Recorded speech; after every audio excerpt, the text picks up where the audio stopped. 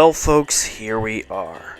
Goldfinger, the all-time classic Bond film. The one that defined all Bond films. It's crazy now with the world we live in regarding the 007 movies. This is the first of these 007 production history videos fully produced and written after Amazon has gained full creative control of the franchise from Eon, so now these feel bittersweet, and talking about the making of these films has much deeper meaning now, particularly the classic Bond films like Goldfinger. Also, I'm sorry this video took a little longer to produce. Both production histories were edited in 2 straight days, even if they were written over time, so I just needed a break for a bit. With that out of the way, just how did this film become the one that was heralded as the one where Bond came into focus? Let's deep dive into the all-time classic, 1964's Goldfinger.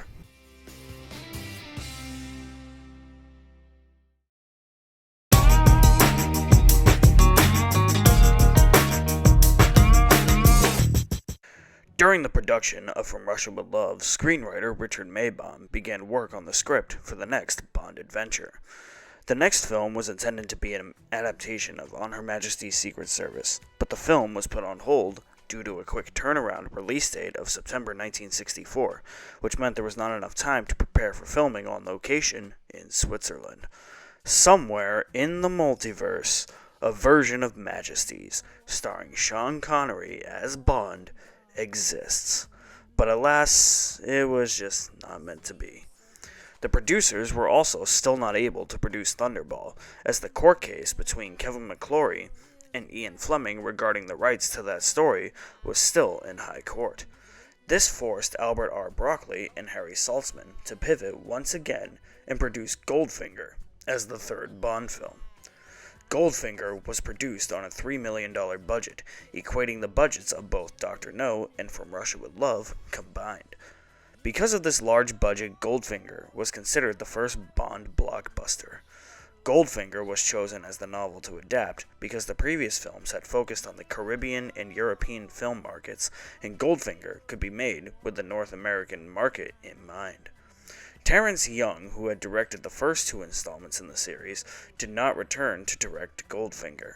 Instead, Guy Hamilton was chosen by Broccoli and Saltzman to direct. Young had declined to direct a third Bond film, opting to direct The Amorous Adventures of Moll Flanders after a pay dispute that saw him denied a percentage of the film's profits. Thus, he left the series for the time being.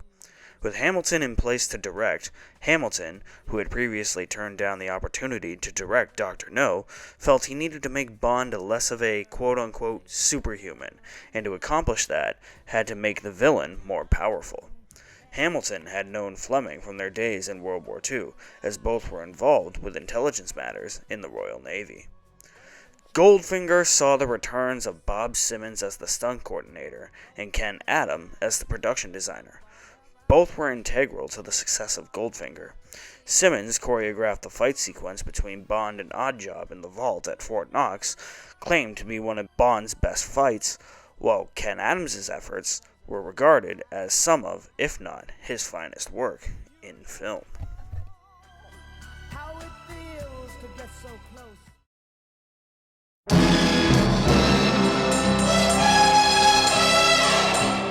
Goldfinger was the 7th Bond novel written by Ian Fleming and has one of the biggest plot holes in Bond novel history. In the book, Goldfinger actually attempts to empty out the vault in Fort Knox. Maibaum, brought back in to write the film's screenplay, had to fix this heavily criticized plot hole. In the film, Bond notes it would take 12 days for Goldfinger to steal the gold, before Goldfinger reveals he actually intends to irradiate it with a red Chinese atomic bomb. This first draft of the script was heavily disliked by Harry Saltzman, as he felt the script had made Bond too American. The script, in that regard, needed some changes, so Saltzman brought in writer Paul Dane to do rewrites to the script. Dane was famous for writing movies like the Planet of the Apes sequels and the 1974 version of Murder on the Orient Express. 3 genres were given up for dead at the time of his writings, and Dane had been credited with reviving those genres, such as the British mystery, the Shakespearean adaptation, and spy films, so he should have fit in perfectly for the 007 series. However, Hamilton believed Dane brought out the British side of things, while Sean Connery had disliked the latest version of the script written by Dane, so Maibaum was brought back into the fold to write a new script. Dane had initially suggested that the pre-title sequence should be an action scene, with little to no relevance to the overall plot of the film, but Maibaum based the pre-title sequence on the opening of the novel, where Bond is waiting at Miami airport contemplating his recent killing of a Latin American drug smuggler. Wolf Mankiewicz had suggested the scene where Oddjob puts his car in a crusher to dispose of Mr. Solo's body. Because of the quality of both scripts and the work both writers did for the film, the script and outline for Goldfinger became the blueprint for future Bond films. From Mr. Gold.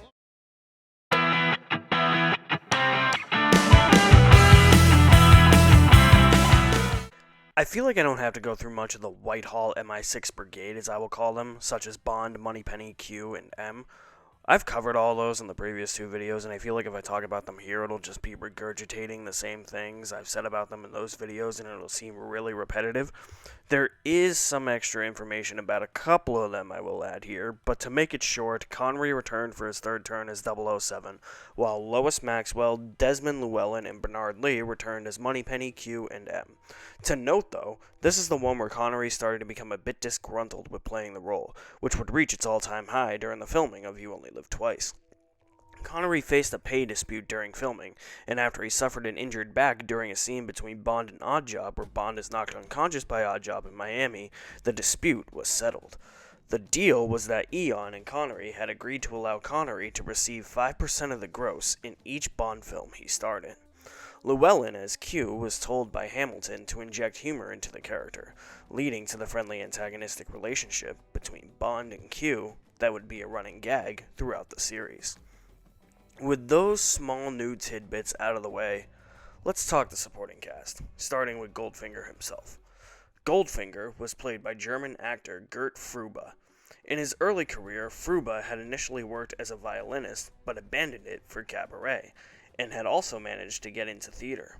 He joined the Nazi Party at the age of 16 in 1929, but had managed to leave the party by 1937, 2 years before World War II broke out. After the war, his party membership became known, and Israel had banned his films until a Jewish survivor by the name of Mario Blumenau had revealed 8 weeks later that his life and his mother's life were saved by Fruba when Fruba hid them in his basement from the Nazis. But in 1944, Fruba was drafted into the German army, as German cinemas were closed down. After the war, Fruba gained popularity for one of the first German films made in post-war Germany, called The Ballad of Berlin, released in 1948. In 1958, he was the main villain, a serial killer of children. In the film, it happened in broad daylight. His performance caught the eyes of the Bond producers, and they sought him to play the role of Auric Goldfinger in their upcoming Bond film, and Fruba was chosen to play the title character, with Auric Goldfinger going on to become one of the best-remembered villains of the Bond series. Fruba later remarked, "The ridiculous thing is that since I played Goldfinger in a James Bond film, there are still people who insist on seeing me as a cold, ruthless villain, a man without laughs." The casting must have gone very well, though, as Fruba would once again go on to star in another movie produced by Albert R. Broccoli, a little movie from 1968 titled Chitty Chitty Bang Bang, as Baron Bromburst. If he played the character I remember, the pirate who desperately wants that car, then yeah, he freaked me out a little bit when I was little. The late Honor Blackman would play the main Bond girl in the film, Pussy Galore, who was Goldfinger's personal pilot and the leader of the all-female team known as Pussy Galore's Flying Circus. Blackman was selected for the role of Pussy Galore because of her work on the Avengers. No, not these Avengers, as she had received martial arts training for her role as Kathy Gale. The script for Goldfinger was rewritten to make Pussy Galore a judoka, as Kathy Gale in the Avengers was a skilled judoka as well. The character's name follows the tradition of many Bond girls' names being double entendres. There was some concern about the name slipping past U.S. censorship, though, as the producers briefly considered changing the character's name to Kitty Galore. But they and Hamilton decided that, quote unquote, if you were a 10-year-old boy and knew what that name meant, you weren't a 10-year-old boy. You were a dirty bitch. During promotion for the film, Blackman took delight in embracing interviewers by repeatedly mentioning the character's name during interviews. While the American censors did not interfere with the name being used in the movie, they did, however, refuse to allow it to appear anywhere on promotional or marketing materials, thus being called Miss Galore or Goldfinger's personal pilot. Harold Sakata was cast as the iconic henchman Oddjob. Sakata had a professional sports background on top of his acting career, having won a silver medal for the United States at the 1948 Summer Olympics in London, and later became a professional wrestler using the ring name Tosh Togo, wrestling primarily for various National Wrestling Alliance territories as a team with Great Togo. Between 1955 and 1957, he wrestled in Japan for the Japanese Wrestling Association. It was during this time that Harry Saltzman and Albert R. Broccoli took notice of Sakata because of his heavy build. He stood 5 feet 10 inches and weighed 284 pounds, which, when combined with his intimidating gaze, made him the perfect fit for the role of Oddjob. On the basis of all this, he would eventually be cast in the most iconic role of his life, one that he would be associated with not just for the rest of his life, but one he would be known for in future generations. Before being approached to play Oddjob, Sakata had never actually acted before, aside from professional wrestling, but other than a few grunts, the character of Oddjob was to be mute, and would require little acting skill or theatricality. Before he had secured the role of Oddjob, British actor Milton Reed had auditioned for the role and allegedly challenged Sakata to shoot a wrestling contest and suggested that whoever won the match would win the role of playing Oddjob. However, Reed had previously been in Dr. No, playing one of Dr. No's guards, and his character had been killed off, thus making the decision to cast Sakata in the role of Oddjob much easier. And that wrestling match between Sakata and Reed? Yeah, it never happened. As Oddjob, Sakata wore the character's signature bowler hat equipped with a sharp steel brim that would become an iconic feature of his character, and would lead to many parodies further on down the road, like Random Task in the first Austin Powers, who throws shoes instead of steel hats. While filming Oddjob's death scene, in which Oddjob is electrocuted, Sakata's hand was badly burnt by the effect, but he held on until he heard Guy Hamilton yell "cut." Later on in his career, as his acting career developed, Sakata would reprise the role of Oddjob in the 1970s Vicks Formula 44 cough syrup. The advertisement commonly showed Oddjob with a nasty cough, which results in him demolishing everything around him, as the spasms make him inadvertently lash out, frightening his wife as his condition deteriorates. She grabs a bottle of Vicks Formula 44 cough syrup and gives Oddjob a spoonful of the cough syrup, which cures his cough. The two then bow to each other, and his wife looks past the destruction Oddjob has caused. Please, someone, somewhere in the multiverse, please tell me this became an actual Oddjob spinoff and Oddjob survived the events of Goldfinger. I would watch the hell out of an Oddjob spinoff any day of the week. Probably shouldn't put ideas into Amazon's heads, though. Shirley Eaton was cast as Jill Masterson, a Bond girl and Goldfinger's helper during Goldfinger's card game, where she helps him cheat. Eaton was sent by her agent to meet Saltzman and agreed to take the part if the nudity was done tastefully. The character of Jill Masterson would become iconic for the haunting image of Bond finding her and covered in gold, dying from suffocation. It took an hour and a half to apply the gold paint to Eaton's body. Although only a small part in the film, the now iconic image appeared on Life magazine in November 1964. Tanya Mallet was cast as Jill's sister, Tilly.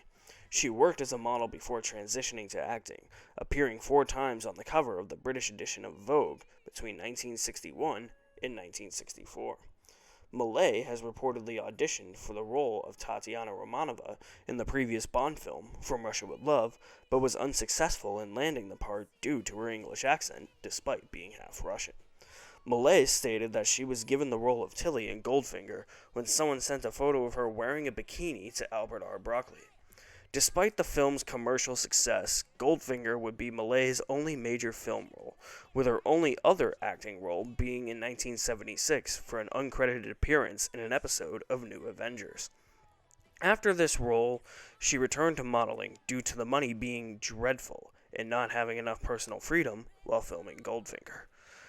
In the final casting we will talk about, Sek Linder was cast as Felix Leiter after the character didn't appear in From Russia with Love. Linder was the only actor to film on location in Miami, and his interpretation of Leiter was more of a slightly older man than how Jack Lord had played the character in Dr. No. In reality, Linder was actually a year younger than Lord. According to screenwriter Richard Maybaum, Lord demanded co-star billing, a bigger role, and more money to reprise the role, which led to the producers to seek a recast. Linder was actually originally cast to play Mr. Simmons, the man who plays cards with Goldfinger, but that actor, Austin Willis, and Linder switched roles at the last minute.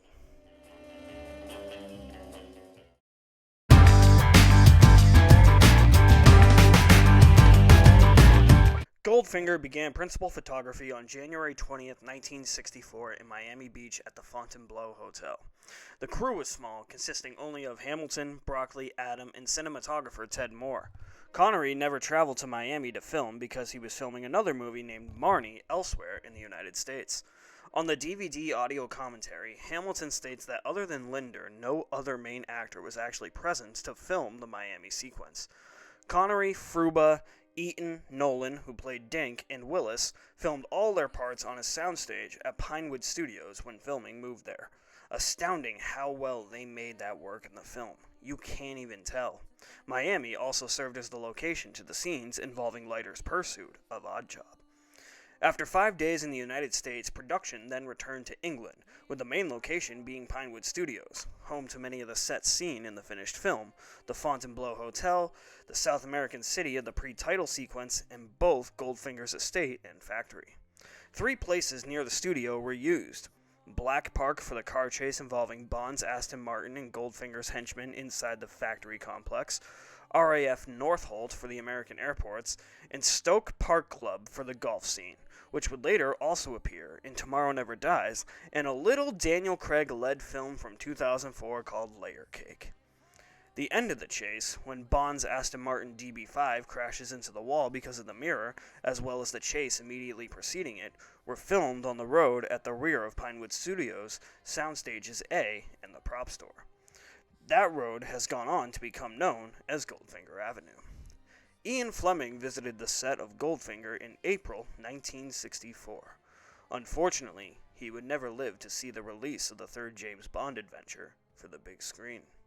Fleming was a heavy smoker and drinker throughout his adult life, and he had suffered from heart disease. In 1961, at this time 53 years old, he suffered a heart attack and struggled to recuperate. On August 11, 1963, Fleming was staying at a hotel in Canterbury and went to the Royal St. George's Golf Club for lunch and later dined at his hotel with many of his friends. He had been so busy throughout the day that it left him very tired. After the meal, he collapsed with another heart attack. The next day, on his son Casper's 12th birthday, Fleming died at Kent and Canterbury Hospital, a few months before the release of Goldfinger. Ian Fleming was 56 years old.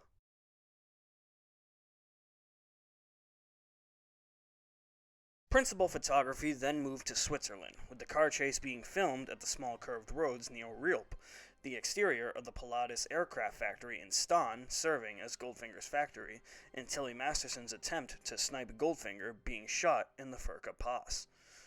Filming wrapped on July 11, 1964 at Andermatt, after 19 weeks of shooting. 3 weeks prior to Goldfinger's release, Hamilton and a small team, which included Broccoli's stepson and future Bond producer Michael G. Wilson as an assistant director, went for last-minute shoots in Kentucky. Extra people were hired for post-production issues to ensure the film would be finished in time and make its scheduled release date. Broccoli had earned permission to film in the Fort Knox area with the help from his friend, Lieutenant Colonel Charles Rousson. Rousson was not only a lieutenant colonel in the United States Air Force, but he would also later become a photographer and gained even more fame and notoriety for his role as a technical advisor and liaison officer during the Sean Connery and Roger Moore eras of the Bond films in the 1960s and 1970s. In 1963, he had negotiated the use of land in Istanbul from Turkish authorities during the making of From Russia with Love, and in 1964, he obtained the rights to use Fort Knox for Goldfinger.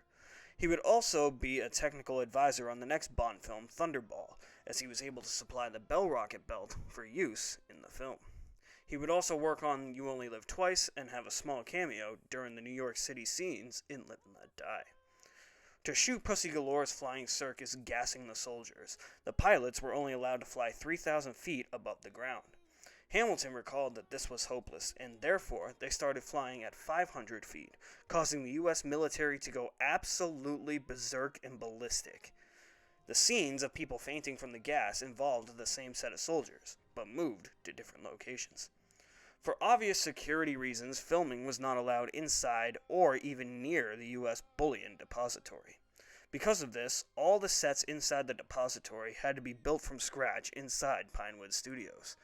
The filmmakers had no clue as to what the interior of the depository looked like, so production designer Ken Adam had to use his imagination, and his vision included the idea of stacks of gold bricks behind iron bars.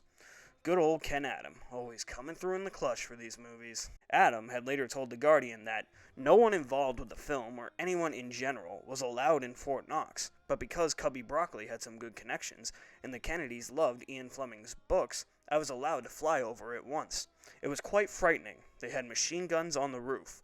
I was also allowed to drive around the perimeter, but if you got out of the car, there was a loudspeaker warning you to keep away.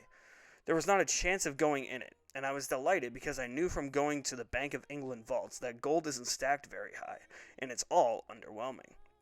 It gave me the chance to show the biggest gold repository in the world as I had imagined it, with gold going up to heaven. I came up with this cathedral-type design.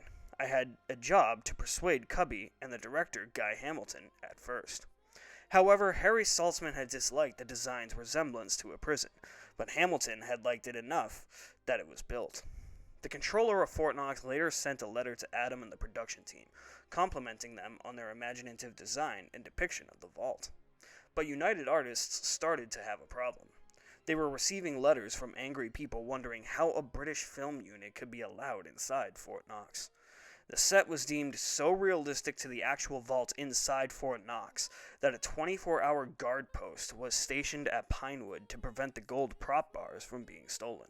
Another element of which was entirely original was the atomic device in which Hamilton requested the special effects crew get inventive instead of realistic. Speaking of the special effects, the use of gadgets made their prominence felt in Goldfinger. In the novel, Bond drove what he considered to be England's most sophisticated car in the Aston Martin DB Mark III. The company was initially reluctant to feature one of its cars in the film, but was finally convinced to make a product placement deal. Thus, ladies and gentlemen, the introduction of the iconic Aston Martin DB5. Adam had chosen the Aston Martin DB5 because it was the newest model of the Aston Martin. In the script, the car was only armed with a smokescreen, but the crew kept suggesting they add more and more gadgets to it. Hamilton conceived the revolving license plate because he himself had been getting too many parking tickets, while his stepson suggested the ejector seat. This had been something his stepson had seen on TV.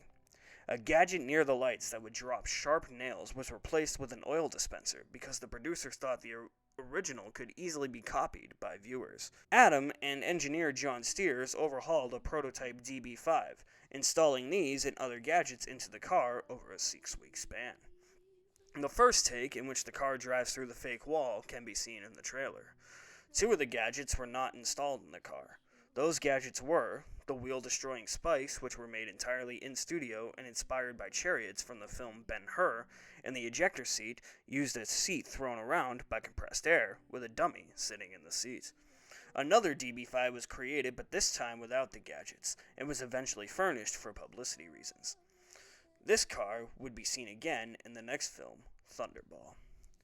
Because lasers did not exist in 1959, the year the novel was published, nor did high-power industrial lasers, including them in the film was seen as a groundbreaking achievement. And correct me if I'm wrong, this marked the first time any type of laser was seen on film.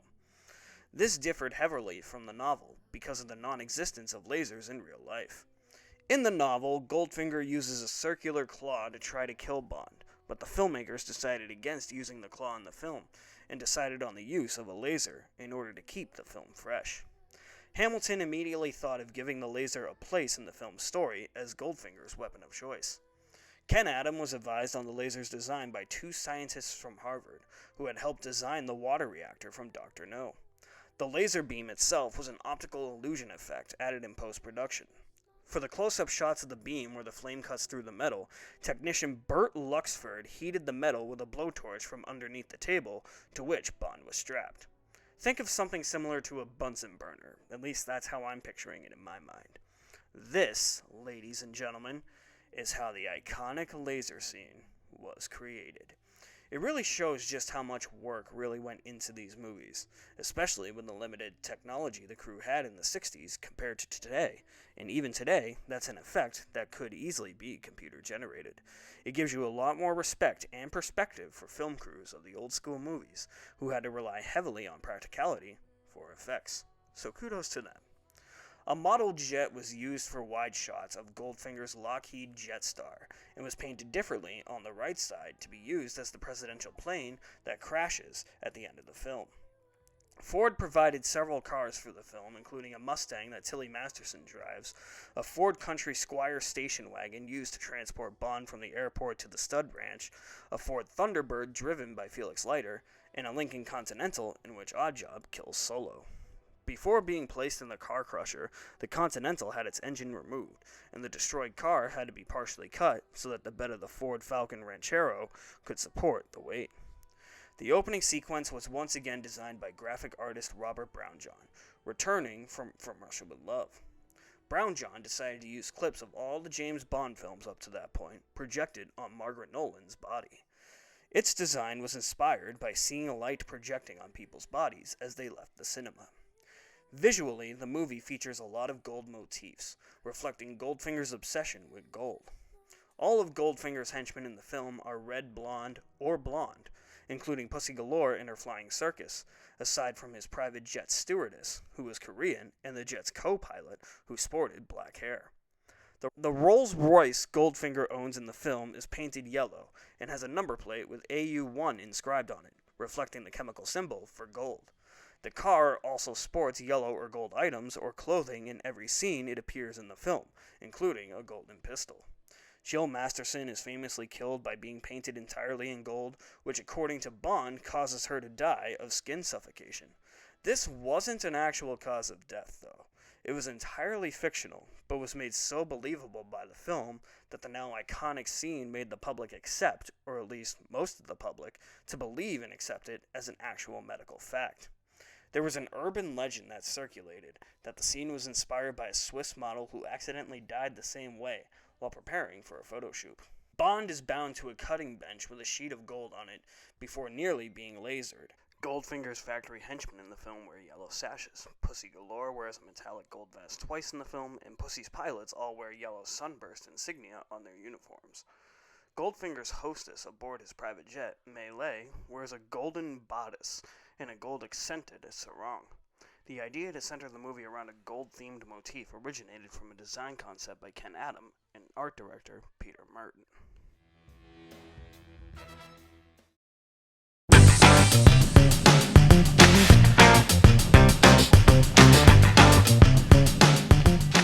Because the release date for the film had already been predetermined and filming had finished close to that date, John Barry scored some sequences to rough, non-final versions. Barry was very fond of his time working on Goldfinger, and considers his work on Goldfinger as a favorite of his, saying, "It was the first time I had complete control, writing the score and the song. The musical tracks make heavy use of brass and metallic horns to keep with the film's themes of gold and other gold motifs featured throughout the film.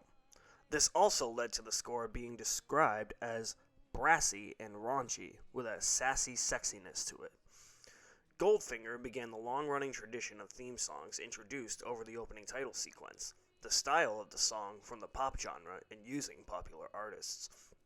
To establish this tradition, well, none other than Shirley Bassey, of course. Bassey would return to sing 2 more Bond songs for future movies, Diamonds Are Forever and Moonraker. The song Goldfinger was composed by John Barry, with lyrics by Anthony Newley and Leslie Bricusse. Like the score, the song retains heavy use of brass to match Shirley Bassey's signature belting, and also incorporates the Bond theme of Dr. No. Newley was someone who had experienced great success in song, and on stage and screen. Known as Broadway's leading man from the late 1950s to early 1960s, a dozen of his hits entered the UK charts, where 2 of them were #1 hits. He also starred in a 1958 film that would later go on to be retitled Tank Force, but was originally titled No Time to Die. The soundtrack album for Goldfinger was a massive hit, topping the Billboard 200 chart and reaching 14th place in the UK albums chart. The single for Goldfinger, titled Goldfinger, was also very successful, reaching 8th in the Billboard Hot 100 and 21st in the UK charts. Don't think of the day.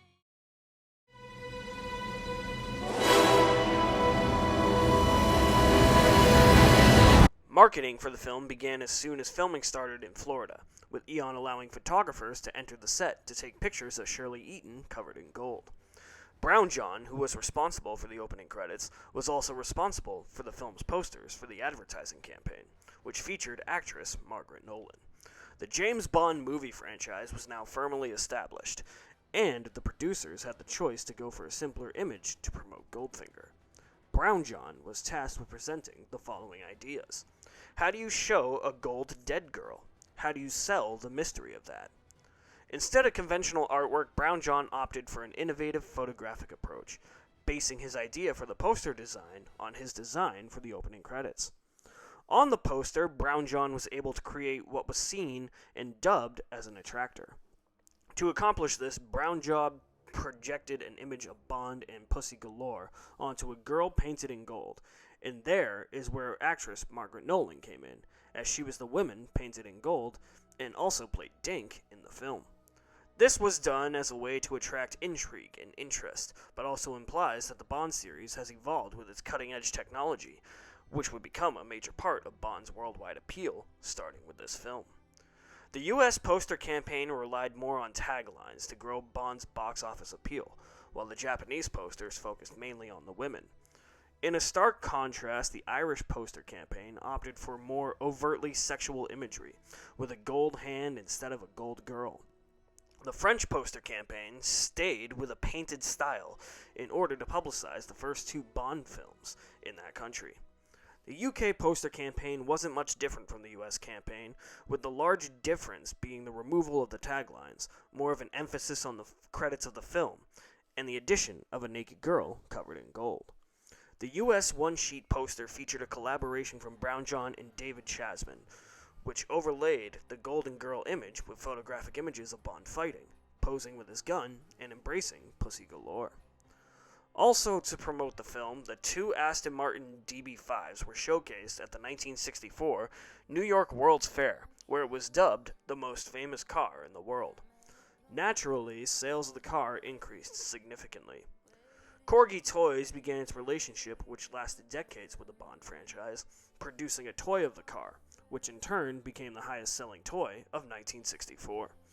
The film's success also led to licensed tie-in clothing, dress shoes, action figures, board games, jigsaw puzzles, lunchboxes, toys, record albums, trading cards, and slot cars.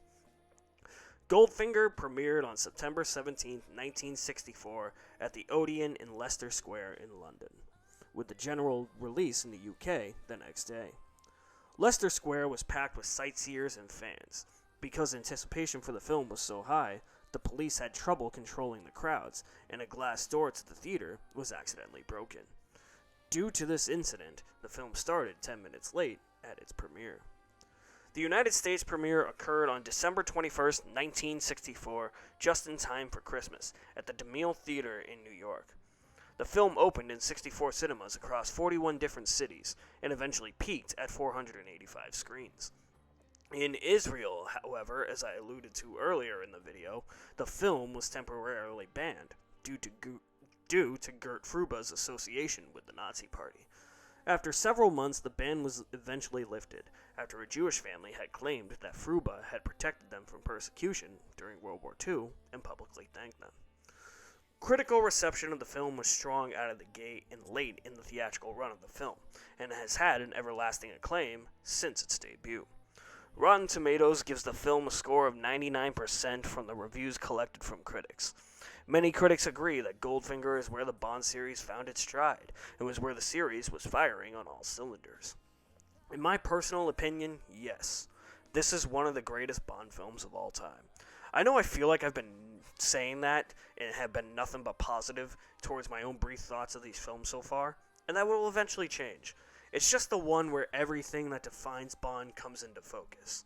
The shaken not stirred line regarding Bond's Martini, the Aston Martin DB5 becoming the definitive Bond car, the use of gadgets, some things that were absent from the previous two films and are present here, setting the precedence for the tropes the series would use moving forward. The film's $3 million budget was recouped in 2 weeks, as the film managed to break box office records around the world. Popular demand was so high that the DeMille Theater had to stay open 24 hours a day. And Guinness World Records went on to name Goldfinger as the fastest grossing film of all time, with a gross of $10.3 million in 14 weeks in the US. The film closed its original box office run, grossing $23 million in the United States and another $23 million worldwide, for a grand worldwide total of $46 million. It would eventually go on to gross $124 million worldwide through subsequent re-releases in the US and throughout the world. The film was well received by critics that it was nominated for Best Sound Effects and ended up winning, making Goldfinger the first Bond film ever to win an Academy Award. John Barry was also nominated for a Grammy for Best Score for a Motion Picture, and Ken Adam was nominated for a BAFTA for the Best British Art Direction.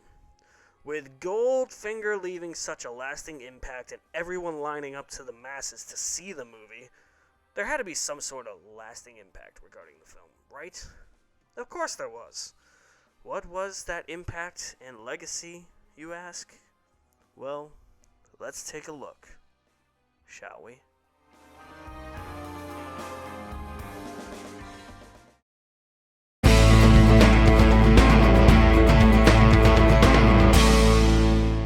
Once again, this won't be a regular section of these videos, but these first three Bond films are just iconic in their own right, or impacted the film industry or the film franchise in some way that there's just so much more to talk about with them, particularly Goldfinger, as its script became the basis and template for all future Bond films. It was the first Bond film to rely heavily on special effects and technology, as well as the first to show a pre-credits sequence with only a slight link to the main story. A Q-branch briefing scene was also first introduced in this film, and such a scene would make many appearances per the course of the rest of the Bond film catalog, allowing the viewers to see the variety of gadgets for Bond's potential use on his mission. The subsequent films in the series follow most of Goldfinger's basic structure. Henchman with a particular characteristic, Bond girl killed by the main villain, big emphasis on gadgets, and a more tongue-in-cheek approach in an attempt to balance action and comedy. In the book, James Bond in the Cinema, author John Brosnan, no relation to future Bond actor Pierce Brosnan, states that Goldfinger represents the peak of the series. It is the most perfectly realized of all the films, with hardly a wrong step made throughout its length. It moves at a fast and furious pace, but the plot holds together logically enough, more logically than the book, and is a perfect blend of the real and the fantastic. The film has been described as perhaps the most highly and consistently praised Bond picture of them all, and it wasn't until after the release of Goldfinger that Bond was considered the worldwide phenomenon he is today. The success of Goldfinger led to the rise of other works in the espionage genre, and several parodies of the Bond series itself, including a spoof of the first Bond novel by Ian Fleming, Casino Royale in 1967, and the Austin Powers trilogy in the 90s and early 2000s. Within the Bond canon, Goldfinger is acknowledged. In the 2008 Bond film Quantum of Solace, Bond's 22nd big screen adventure, a scene pays homage to the gold body paint death scene by having Strawberry Fields dead on a bed, nude and covered in crude oil. The DB5 became the most well-known Bond car, going on to appear in 7 more films after its initial appearance in Goldfinger. Outside of the series, characters like Oddjob have been spoofed in various other media, such as True Lies, The Simpsons, and the most evident in Austin Powers, in which the first film features a parody of Oddjob with a henchman of Dr. Evil named Random Task, who instead of throwing a steel-tipped hat, throws a steel-tipped shoe. Ian Fleming's novels saw a rise in popularity as well, as nearly 6 million Bond books were sold in the UK in 1964, 964,000 of which were copies of Goldfinger. Goldfinger has also found its way into the James Bond video game realm, partially being adapted in the 2012 video game 007 Legends. And by partially, I really mean partially. It's like the last third of the movie. And what many might not know is that Goldfinger also has an unofficial release on the Nintendo 64, released as a fan-made game after a hack of GoldenEye happened, and was recreated with levels based on Goldfinger. It's not an official release, but this would also go on to allow other mods for the games to recreate the other Bond movies in the style of GoldenEye 64, with prominent examples being The Spies Who Loved Me and Tomorrow Never Dies, since that movie's video game really sucked.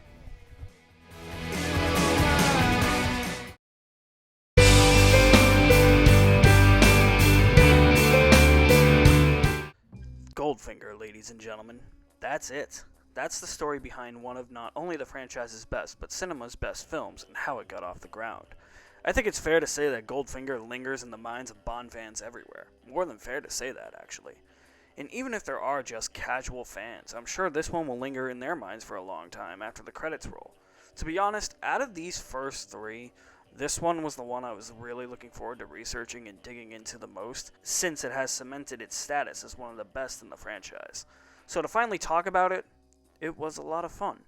The next one should be interesting to talk about too, since I'm thinking there will be more to that film's production than meets the eye, especially if you're a massive Bond fan. You know what I'm talking about. But for the rest of you, I don't know. We shall see. Join me next time as we deep dive into the production of 1965's Thunderball. This is Q Branch, signing off.